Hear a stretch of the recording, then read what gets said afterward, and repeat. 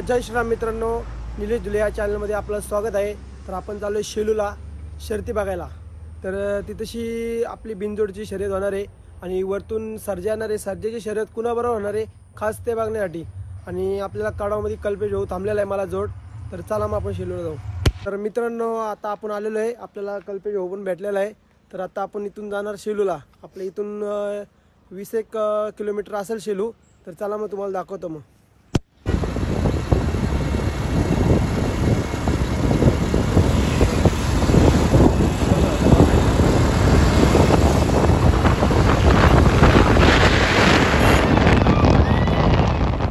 आपण शेलूच्या अड्ड्यामध्ये पोहोचलेला आहे। तर तुम्हाला दाखवतो पब्लिक,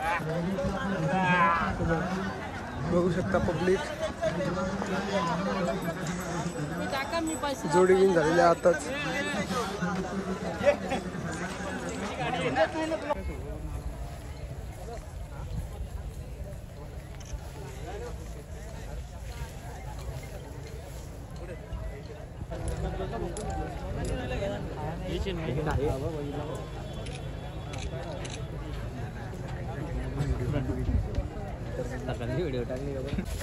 तर मित्रांनो आपण आलेलो आहे बाकासूरच्या इथं। तुम्हाला बैल दाखवतो।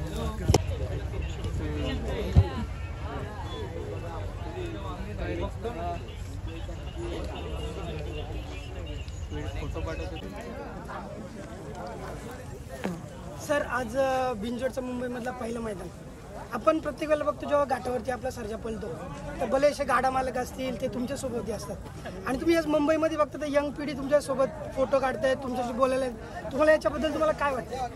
नक्कीच, कारण मुंबईचं पब्लिक खूप प्रेमळ आहे आणि खूप छान आहे। मात्र मी तर माझ्या भाषेत मुंबईच्या बिनजोडला क्रिकेटमधला T20 जसा प्रकार आहे तसा प्रकार म्हणतो। आणि आमच्या घाटावरच्या शर्यतीमध्ये टेस्ट मॅच असते, म्हणजे पहिली इनिंग, दुसरी इनिंग, परत तिसरी इनिंग।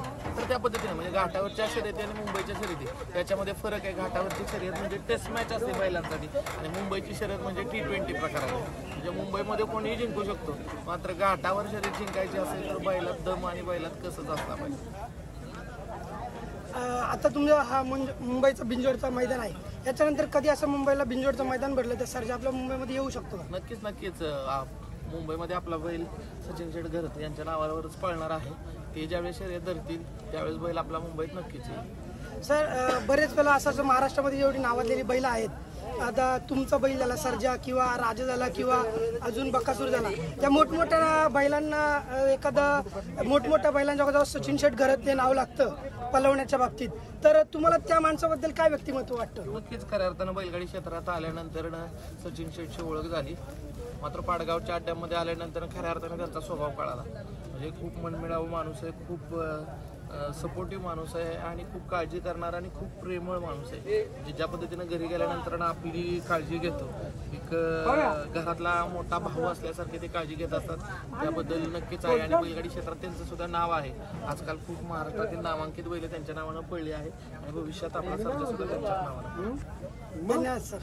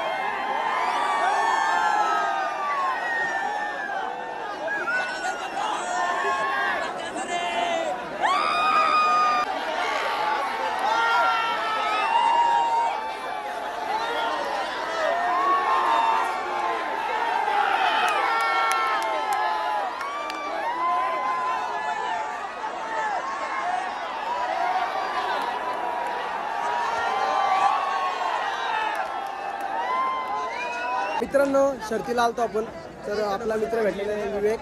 तर विवेक तुला काय वाटतं इथं? खूप गर्दी आहे, खूप खूप म्हणजे तुम्हाला दाखवतो रेकॉर्ड मित्रांनो. Break public.